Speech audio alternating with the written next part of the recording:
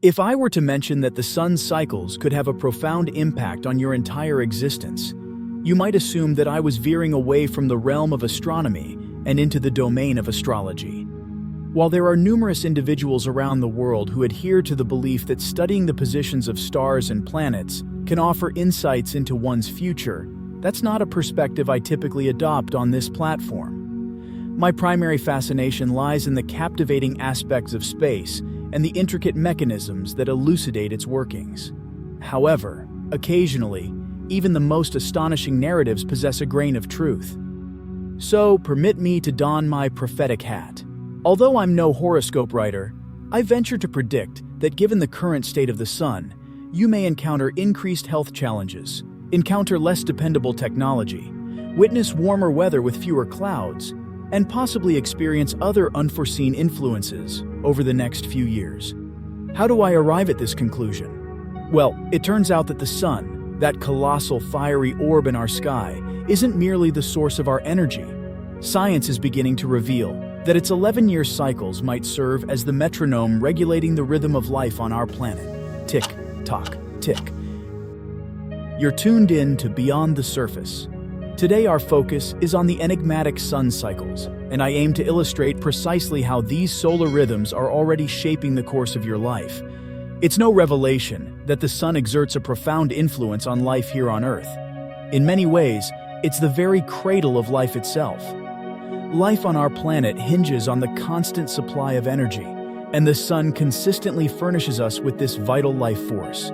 It provides light for plants, sustenance for herbivores, and sustains the entire food chain, making it nearly impossible to conceive of any life on Earth without the sun's nurturing glow. However, beyond its role as a bestower of life-sustaining energy, it's easy to perceive the sun as a relatively unchanging celestial body.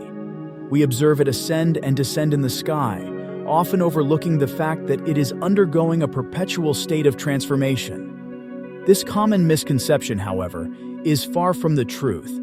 The sun is in a constant state of flux. As scientific knowledge has advanced and our ability to shield ourselves from the sun's intense radiance has improved, we've gained the capacity to scrutinize its intricate surface. As early as 1610, it became evident that the sun is not a static entity, but rather a seething, turbulent sea of barely controlled plasma, often uncontrollably so. Despite the colossal gravitational forces attempting to hold it in check, the nuclear reactions transpiring at its core generate such extreme heat, reaching an astonishing 15 million degrees Celsius at its center, that plasma bubbles and bursts forth onto its surface, erupting into magnificent solar flares that radiate in all directions. Furthermore, the sun features sunspots, those intriguing dark patches that mar its surface, each infused with intense magnetic fields and ranging in size from 1,600 to a staggering 160,000 kilometers across. These sunspots materialize, drift across the sun's surface, and eventually fade away. Adding to this celestial spectacle are coronal mass ejections, CMEs, explosive events emanating from the sun's corona, a curious atmospheric zone that bafflingly boasts temperatures 200 times hotter than the sun's surface itself. In the grand tapestry of our solar system, there are few locales as dynamically active as our radiant sun. What many individuals often overlook is the cyclical nature of this activity. The sun adheres to an 11-year cycle that oscillates between phases of subdued activity, known as the solar minimum, and periods of heightened activity, referred to as the solar maximum, before reverting back to the minimum. Sunspots, solar flares, and coronal mass ejections, CMEs, all become notably more frequent during the solar maximum. In fact, during this peak, your chances of witnessing a solar flare skyrocket, increasing by a factor of 50 compared to the sun's minimum phase. Additionally, large CMEs shift from occurring once every few days to happening multiple times within a single day. This celestial rhythm is commonly referred to as the Schwabe cycle. Curiously, the Schwabe cycle is only half of a more extensive pattern known as the Hale cycle, which meticulously maps out alterations in the sun's magnetic polarity.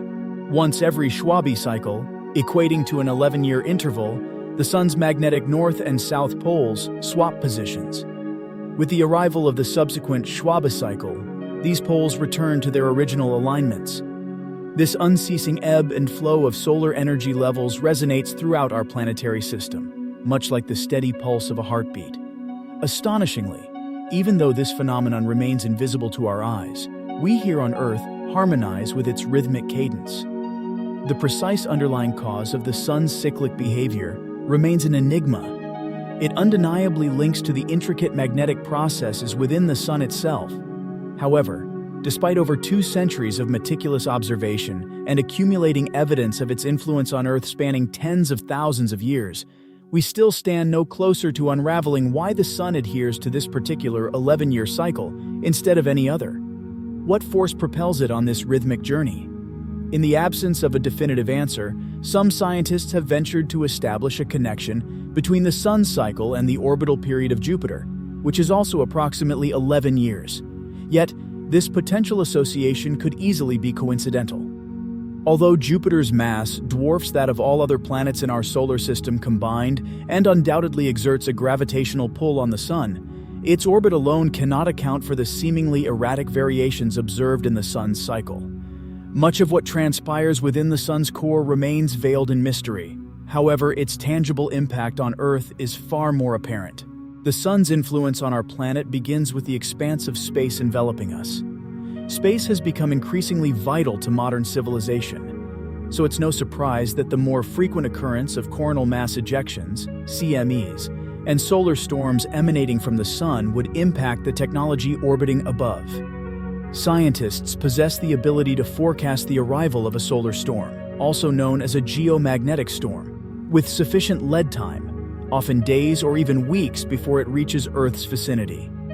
This forewarning allows astronauts to seek refuge in safe shelters, shielding themselves from hazardous spikes in radiation levels.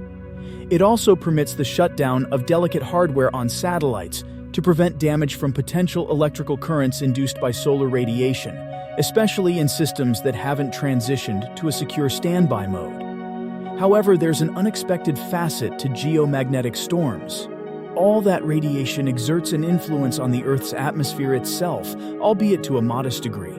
As the atmosphere warms in response, it undergoes expansion, a phenomenon that has repercussions for our satellites. In the vacuum of space, where there is no atmospheric drag, objects can theoretically orbit indefinitely. Well, that's not entirely accurate. Satellites in low Earth orbit, LEO, do indeed require periodic orbit adjustments due to the presence of a small amount of residual atmosphere, necessitating fuel expenditure about 4 times a year. However, when a geomagnetic storm strikes, the Earth's atmosphere experiences a sudden expansion, and LEO satellites must perform maneuvers every 2-3 weeks to counteract the increased drag and prevent them from plummeting out of their orbits. Sometimes, even these maneuvers may not suffice. In 1989, a particularly powerful geomagnetic storm disrupted the NASA Solar Maximum mission, causing it to fall from the sky due to the abrupt increase in atmospheric drag. Ironically, this mission had been dedicated to studying solar flares. Such incidents are not isolated. After each geomagnetic storm, NORAD, the North American Aerospace Defense Command, has to reposition hundreds of satellites that have been displaced from their original orbits. The influence of radiation extends to our ionosphere as well, filling it with charged plasma. This phenomenon can slightly distort GPS signals, reducing their accuracy from within a meter to over 10 meters. So the next time your GPS app suggests you might be a street away from your actual location, you can attribute it to the effects of a geomagnetic storm. Our power grids prepare for the upswing in current-inducing events that occur every 11 years during solar maximums, implementing safeguards to prevent overload. Amateur radio enthusiasts and airline pilots experience a significant drop in the range of high-frequency radio, as radio waves become deflected or even blocked entirely by the more intensely charged ionosphere. As I previously foresaw in my horoscope, all of these factors combine to result in less reliable technology. The fact that the next solar maximum is anticipated in 2025 gives me confidence in my predictions. However, there are some silver linings to these space weather disturbances. In regions like Canada, there is an upsurge in the frequency of auroras gracefully dancing across the night sky. Aurora enthusiasts report an increase in sightings, ranging from a few times a year to as often as twice a month during the most active phases of the sun's 11-year cycle. So, the sun's influence extends not only to space and our technology, but also adds a touch of wonder to our terrestrial skies. But you might be wondering if that's the end of the story. The assumption that the sun's cycles have minimal impact on living organisms is not entirely accurate. In fact, the rest of my horoscope, which mentioned potential health issues, is not without merit. There's a mounting body of evidence suggesting that the sun's cycles can indeed influence ecosystems and various species, including humans. Some of these effects occur indirectly. During the solar minimum phase of the Schwabe cycle, the sun emits lower pressure solar winds. Paradoxically, this means we receive less protection from our heliosphere against cosmic radiation.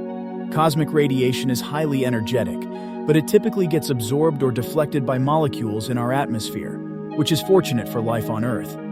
However, even reaching the atmosphere can have consequences. One theory, although not yet confirmed, proposes that this extra radiation could be creating nucleation sites in the atmosphere, potentially seeding additional clouds and influencing our weather patterns.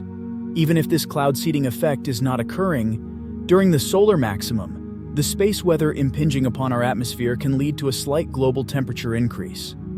As my initial horoscope suggested, this corresponds to a warming trend in the weather, albeit a modest one, less than half a degree Celsius. Furthermore, the temperature eventually returns to its original state, but this fluctuation is still noticeable to species that pay attention to temperature variations, particularly for determining when to commence mating seasons. Studies on birds, for instance, have revealed that in warmer years, they tend to lay eggs earlier. In a peculiar study conducted in the Netherlands, in 2009, researchers found a correlation between the laying times of blue tits and the number of sunspots occurring during the sun's cycle, despite the bird's inability to observe the sun's sunspot activity directly. This link was observed across 5 different nesting groups of blue tits, leaving researchers puzzled as to how these birds could sense the sunspot activity. The influence of solar cycles isn't limited to specific species, or those like homing pigeons that are sensitive to magnetic fluctuations and adjust their flight routes based on the phase of the 11-year cycle. It extends to the final unmentioned point in my horoscope, the potential impact on human health. Numerous studies have explored the potential ways in which solar cycles might affect us.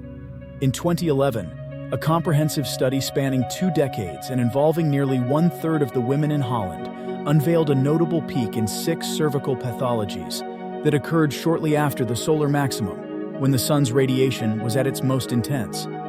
The same study, although involving a much smaller number of male candidates, observed slight elevations in oral temperature, pulse rate, blood pressure, and respiration rate in a man during the same period, also coinciding with the solar maximum.